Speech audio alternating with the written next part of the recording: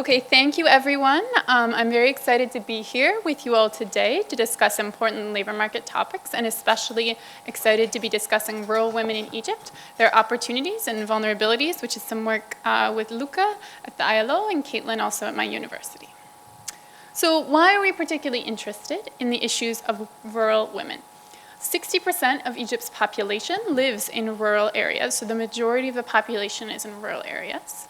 Egypt's rural population is also relatively younger. It includes more youth than the urban population. And so this young rural population is very important to the development of Egypt. Young rural women globally tend to face a number of disadvantages. They tend to be triply disadvantaged by their youth, their location, and their sex. But also we know that uplifting this group can be an engine for growth and development. So they're interesting in a number of dimensions. So what I'll be talking about for this paper is the status of women, their livelihoods and opportunities, with a particular focus on rural women and the differences between urban and rural men and women. So there'll be a lot of comparisons. And I'm going to look at a number of dimensions. Primarily, I'm going to talk about economic engagement. That'll be most of the presentation. But I'll also talk about some access to services, family formation, and gender role attitudes as really important context for understanding women's lives. So to start with economic engagement, we talked about this morning that the labor force participation rate, there are big differences between men and women. So here we're asking, how do those differences vary by urban and rural as well? So this graph is showing for 2018, the labor force participation rate, the percentage of people in the labor force using our standard market definition, so that you searched if you were unemployed and that you're engaged in market employment, so selling something on the market, not yet looking at subsistence. So what we see overall across Egypt is that about half of working-aged people in urban and in rural areas participate in the labor force. There are big gaps between men and women, but the differences between urban and rural are not that large. While 24% of urban women participate in the labor force, 20% of rural women do so. So there's a little bit of a gap, but not that big difference. Now, when we turn to employment rates, what do we see happening over time? So here we're using a number of different definitions of employment, making the contrast between market employment and extended employment, which includes subsistence work, so things like production of agricultural stuff for your own consumption. And here we're looking at what's happening over time to men and women in urban and rural areas. And really we've seen employment rates for women falling over time. Rural women's employment has been pretty flat since 2012 by the market definition, but after really dropping in 2012 by the extended definition, it's picked up a little bit.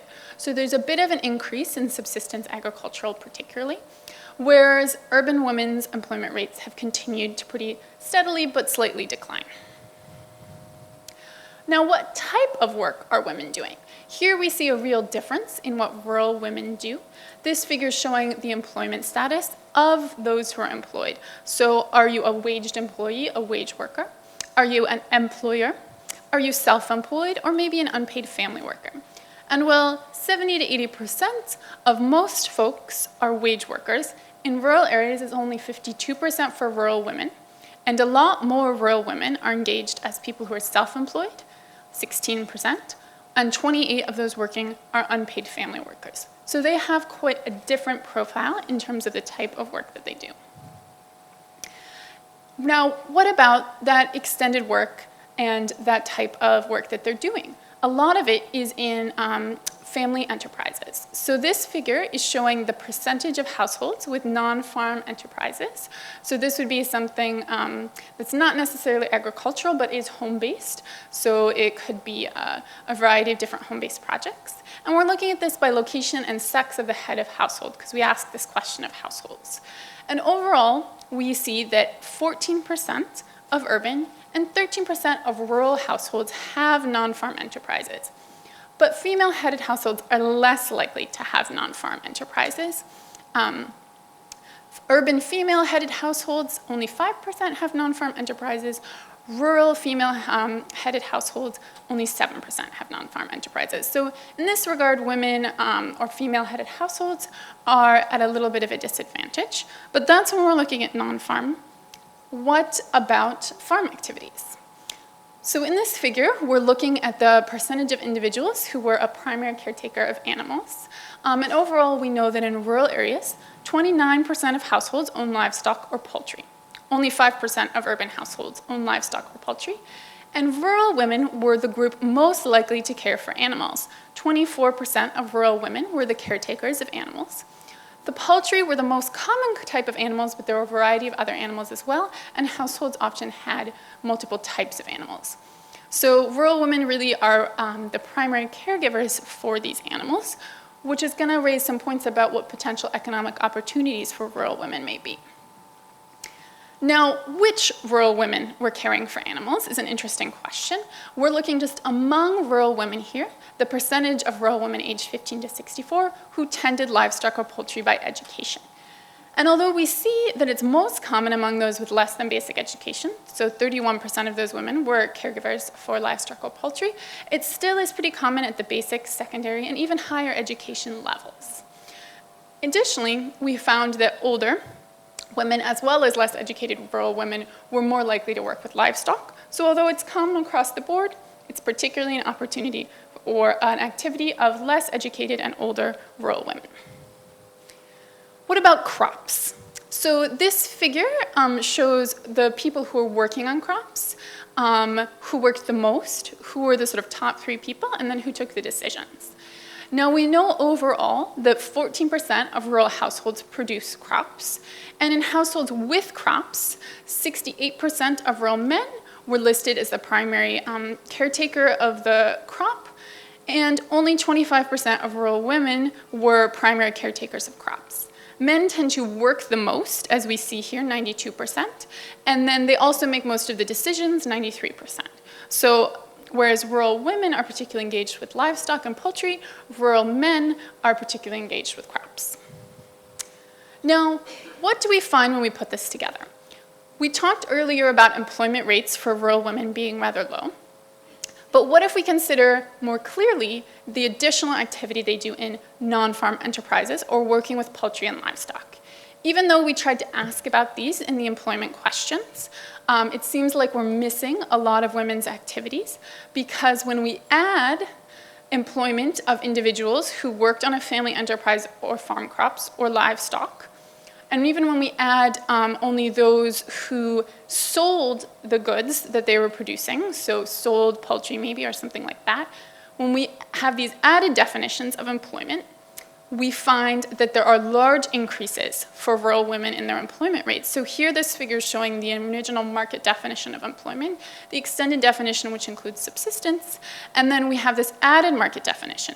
So for rural women, we see that their employment goes from 16% up to 35% once we add in what are market activities but don't get usually reported as employment. So rural women have this very underappreciated and actually underestimated, difficult to measure engagement with the market economy. Additionally, as our distinguished chair had already pointed out, women actually often work 2 jobs. They may work in the market employment, and they also have a substantial domestic work burden. So this figure is showing for married and unmarried men and women how many hours per week they work on domestic activities, for example, cleaning, caregiving, cooking, these types of activities. And while there are already a large number of hours of work, 15 to 17, for unmarried women, once they get married, they're working basically an entire second job on domestic responsibilities, 32 hours per week for urban women, 36 hours per week for rural women. So there's a whole second shift. Men, however, work maybe 2 hours, maybe 3 hours per week on these domestic responsibilities, although they do have longer hours of market work. And although we're not showing it in this figure, the domestic hours get particularly high at prime childbearing ages. So when women have young children, they're particularly even longer hours than these averages. So women are not only having underestimated work, they have a whole second shift of domestic work. Turning now to access to services. So we looked first at what is the access to health and education, comparing rural and urban households. So this figure is showing the average travel time in minutes to these basic services by location. And we see very similar travel times, maybe a minute or two more, but not very much difference, to primary school, preparatory school, and health centers or clinics. There's a very equitable access across locations to these important services.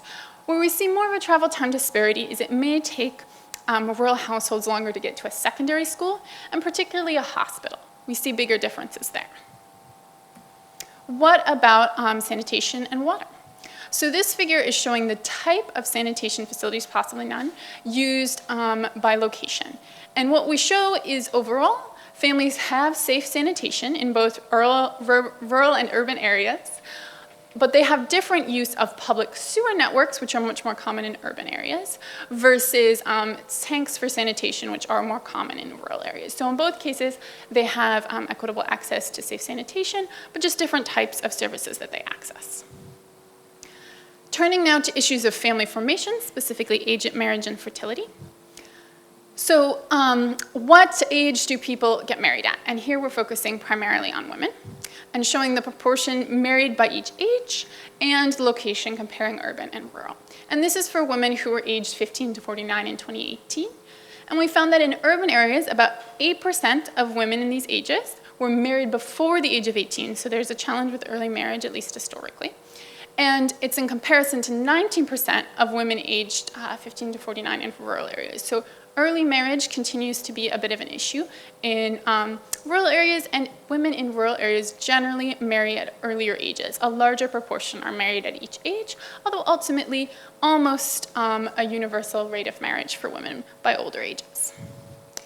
In terms of fertility, what number of children do women have after they're married? So these are the total fertility rates by location and education. And as we saw this morning, fertility in Egypt, after rising to 3.5 births per woman, so that was the total fertility rate in 2012 to 2015, has fallen back to 3.1 births per woman in 2018 overall. However, fertility is higher in rural areas, 3.5, compared to urban areas where it's 2.6 births per woman. Interestingly, when we look by education, there's really no education and fertility relationship in rural areas. Those with a higher education in rural areas have 3.7 kids, almost the same as those with a less than basic education who have 3.8 kids. So we're really seeing the breakdown of this relationship, which may be due to limited market employment opportunities for women. Turning now to gender role attitudes. What are the attitudes towards domestic violence? So this figure is showing the percentage of people who believe that a husband has the right to hit his wife or punish her in a variety of situations by sex and location. And what we see is that rural men were the most likely to believe it is appropriate for a husband to hit or punish a wife in at least one situation. Now, 38% of rural men said this, and they had a variety of situations, as you can see, in which they would do so. But rural women were the next most common group to say that such domestic violence was appropriate, followed by urban men and urban women. So there's a particular disadvantage for rural women in terms of domestic violence attitudes. Now, what about attitudes towards employment and education? So here I want to start with the panel showing the statement, boys and girls should get the same amount of schooling. Almost all Egyptians, regardless of location, agreed or strongly agreed with the statement. So there's a strong norm of gender equity in education, and we're seeing that realized in Egypt as enrollment rates are very similar for girls and boys now. So there's a strong norm of educational equity. However, when we look at the other panels in terms of the gender role attitudes towards employment, this is clearly one of the constraints on women's opportunities.